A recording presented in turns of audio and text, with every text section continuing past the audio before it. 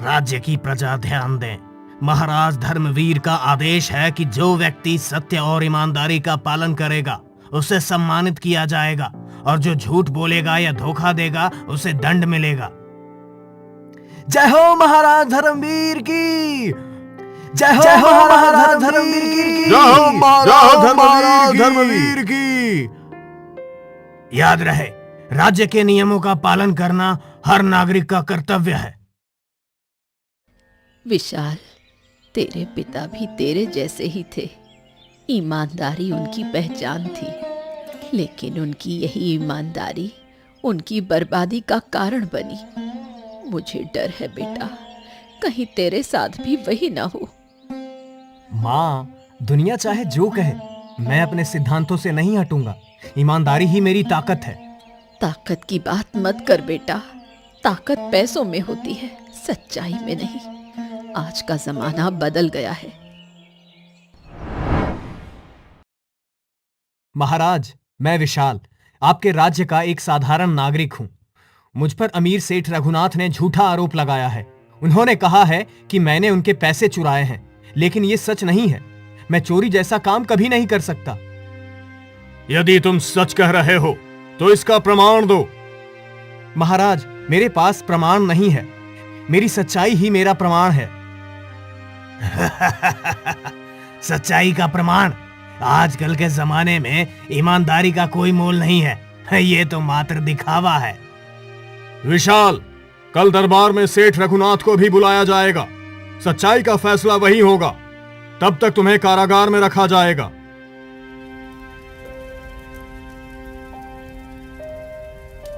क्यों भाई, क्या जुर्म कर दिया जो यहाँ आ गया?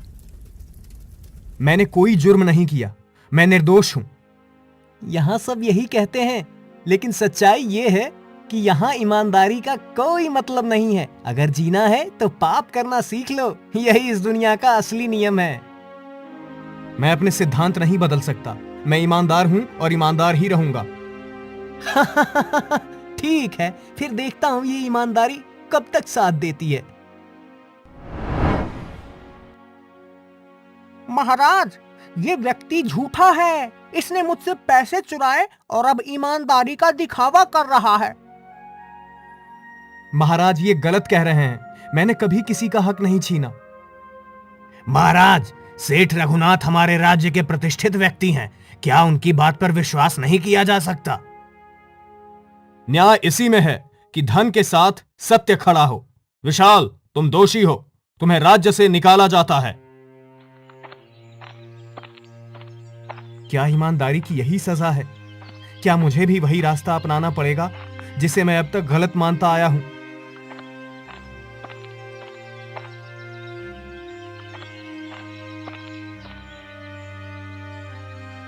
क्यों भाई, यूं ही बैठे बैठे दुनिया को कोस रहे हो या कुछ करने का इरादा है?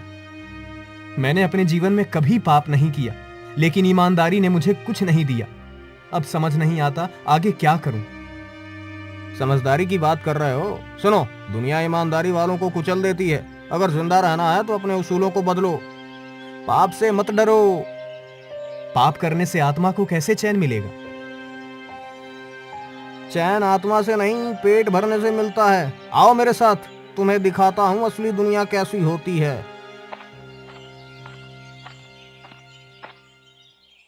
राणा, ये विशाल है। इसे राज्य ने धोखा दिया है। ये अब हमारे साथ काम करना चाहता है। मैंने कभी ऐसा काम नहीं किया, लेकिन शायद यही रास्ता बचा है। विशाल, यहाँ चुपचाप घुसो और उस सोने के बर्तन को उठाकर लाओ। कोई देखे तो डरना मत। मुझे डर नहीं लगता।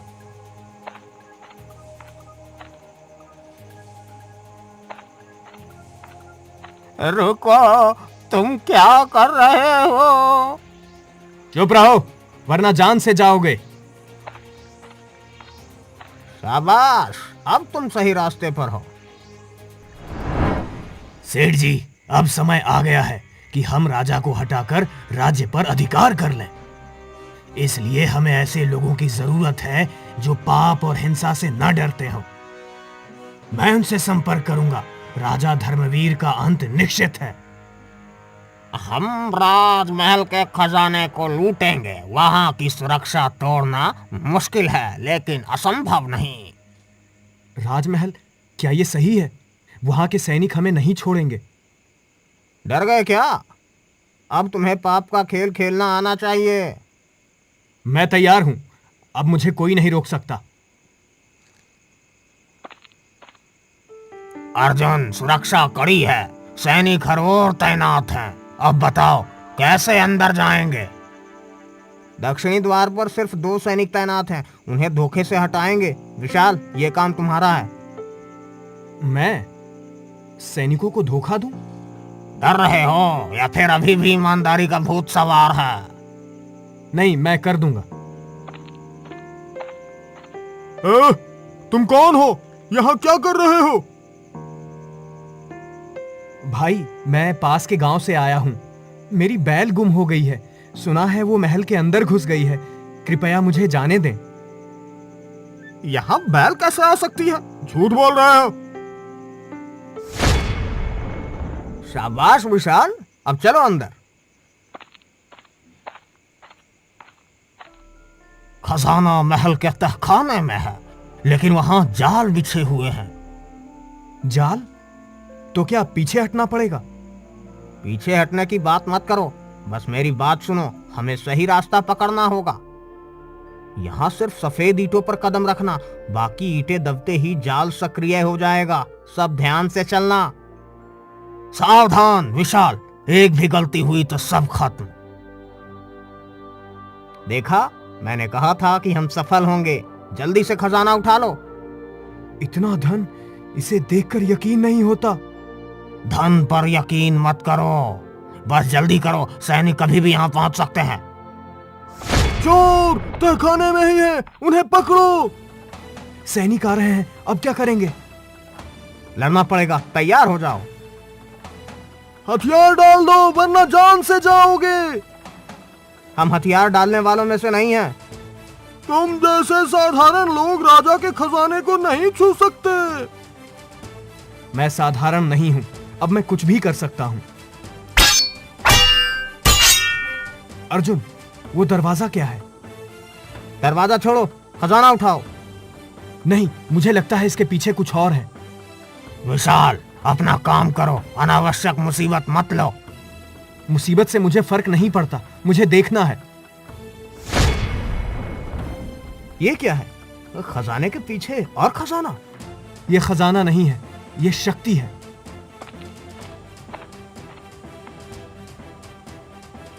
विशाल, वहां क्या कर रहे हो? यहाँ से खजाना लेकर निकलना है, जल्दी आओ।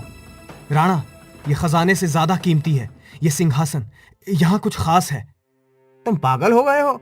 सैनिक बस पास आ चुके हैं, उस सिंहासन से दूर रहो। नहीं, मुझे इसका रहस्य जानना है। ऐसा लगता है ये सिर्फ एक सिंहासन नहीं है। ये क्या हो रहा है? ये जगह अभी शब्द लगती है। विशाल, उस ग्रंथ को मत छूना, पता नहीं क्या मुसीबत आएगी। ये कोई सामान्य ग्रंथ नहीं है, इसमें सच्चाई छिपी है। जो इस सिंहासन को छुएगा उसे अपने जीवन का सबसे कठिन सत्य स्वीकार करना होगा। बताओ, क्या तुम तैयार हो? मैं तैयार हूं। विशाल, ये क्या कर रहे हो? हमें यहाँ से निकलना होगा। राणा, मैं इस सिंहासन का रहस्य जानना चाहता हूं। ये मौका मुझे दोबारा नहीं मिलेगा। विशाल, तुमने ईमानदारी का जीवन चुना था, लेकिन परिस्थितियों ने तुम्हें पाप की ओर धकेल दिया। क्या तुम जानते हो ये सब क्यों हुआ? हाँ, क्योंकि दुनिया ईमानदार लोगों की कद्र नहीं करती। गलत।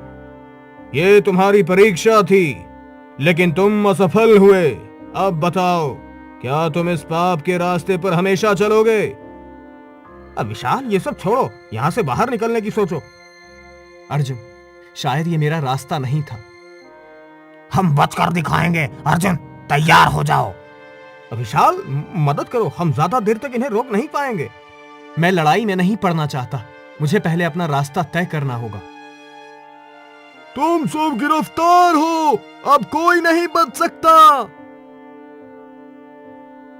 विशाल, तुमने हमें धोखा दिया। अगर तुमने लड़ाई की होती तो हम बच सकते थे। नहीं राणा, ये लड़ाई मेरे लिए नहीं है। मुझे अपना रास्ता समझ आ गया है। मैं ईमानदारी के रास्ते पर लौटूंगा, चाहे इसकी कीमत कुछ भी हो। तुम्हारी ईमानदारी तुम्हें फिर से बर्बाद कर देगी विशाल। हो सकता है, लेकिन अब मैं अपने उसूलों से नहीं भटकूंगा। तुम सबको राजा के सामने पेश किया जाएगा, वहां तुम्हारा फैसला होगा। महाराज, ये तीनों डाकू महल का खजाना लूटने आए थे। हमने इन्हें तहखाने से पकड़ा है। ये तो राज्य का सबसे बड़ा अपराध है। इन तीनों को अपने अपराध की सफाई का मौका दिया जाए। महाराज, हम सिर्फ अपनी भूख मिटाने के लिए ये काम कर रहे थे। हमें मजबूर किया गया था। मजबूरी पाप का बहाना नहीं हो सकती। अर्जुन, तुम्हारा क्या कहना है? हमने जो किया अपनी इच्छा से किया, लेकिन महाराज हमारे पीछे और भी लोग हैं जो हमें ऐसा करने पर मजबूर करते हैं।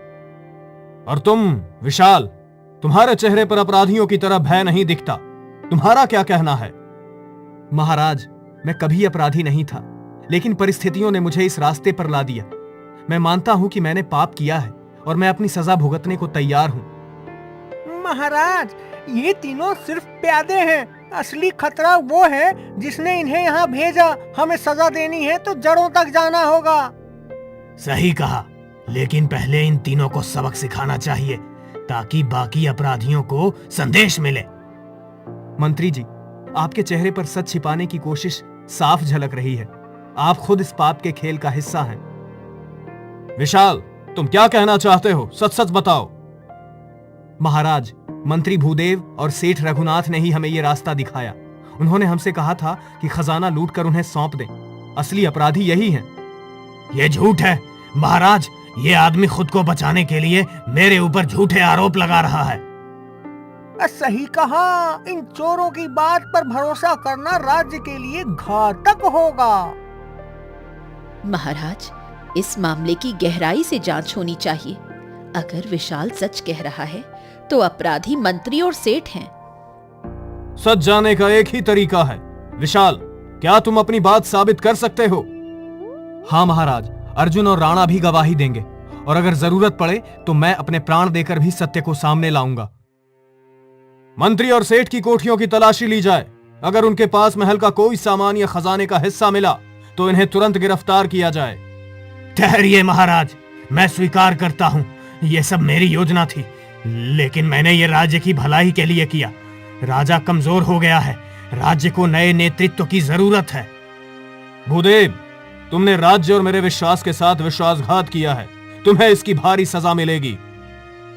विशाल, तुमने सच्चाई के लिए आवाज उठाई, लेकिन तुमने भी पाप किया है। तुम्हें अपनी सजा मिलेगी।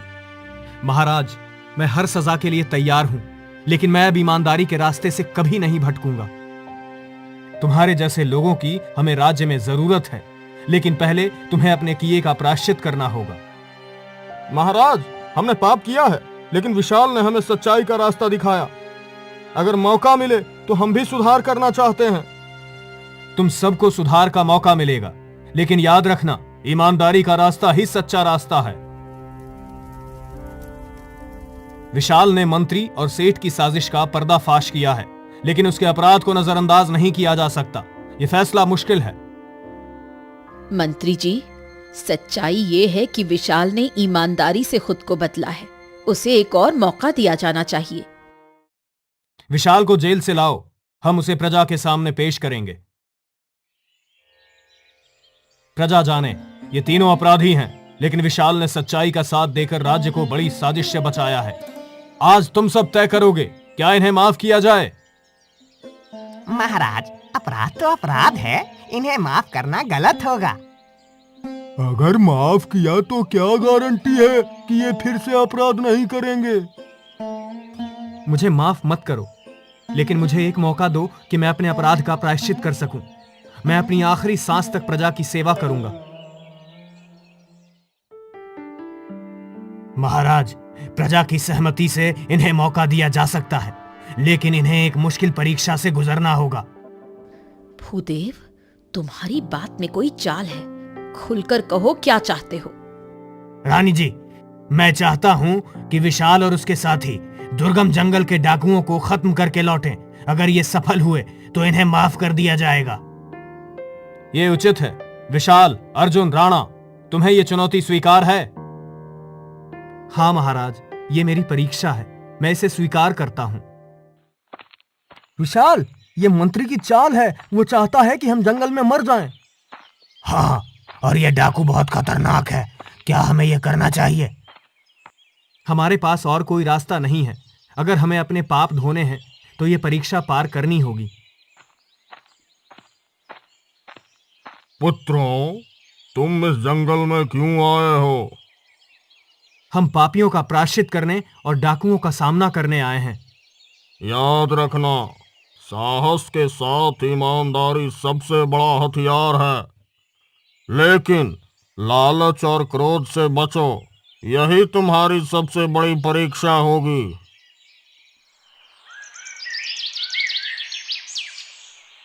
तो ये तीनों राजा के आदमी हैं।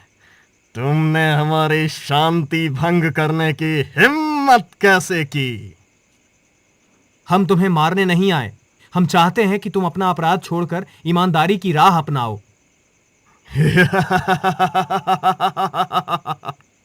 ईमानदारी की बात करने वाले खुद अपराधी हैं, तुम हमें क्या सिखाओगे?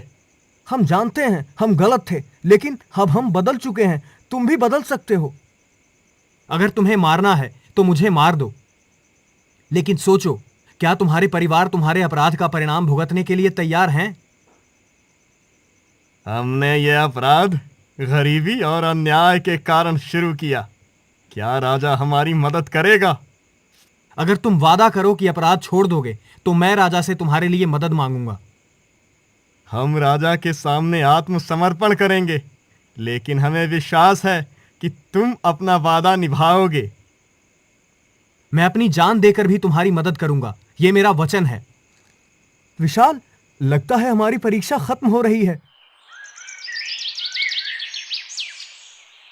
विशाल, अर्जुन, राणा, तुम लोग जंगल से लौट आए हो और साथ में डाकुओं को भी लाए हो। यह कैसा परिवर्तन है? महाराज, ये मेरी ईमानदारी और तपस्या का फल है। हमने डाकुओं को बदल दिया और वो अब अपराध छोड़ने का वचन देते हैं। महाराज, हम सब अब अपराध की राह छोड़ चुके हैं। हम अब राज्य की सेवा करेंगे। ये सब साजिश लगती है। महाराज, क्या आप इन्हें सच में माफ करेंगे? महाराज, हमें ये विश्वास करना होगा कि सच्चाई और ईमानदारी से ही बदलाव संभव है। विशाल ने अपने पापों का प्रायश्चित किया है। अगर विशाल और उसके साथी सचमुच बदल चुके हैं तो मैं उन्हें एक और मौका दूंगा। यह राज्य और प्रजा की भलाई के लिए होगा। महाराज, आपने मुझे एक और मौका दिया है, लेकिन मेरा संघर्ष खत्म नहीं हुआ। मेरी आखिरी परीक्षा यही है कि मैं प्रजा और राज्य के लिए एक सही रास्ता चुनूं। विशाल, अब हम पर विश्वास रखा गया है, हमें इसे तोड़ना नहीं होगा। हम सब मिलकर एक नए रास्ते की शुरुआत करेंगे। हम न केवल अपने पापों का प्रायश्चित करेंगे, बल्कि हम राज्य के लिए भी काम करेंगे। विशाल, तुमने जो किया वो साहसिक था, लेकिन तुम्हारी राह अब आसान नहीं होगी। अगर तुम सही साबित हुए तो तुम्हें माफी मिल सकती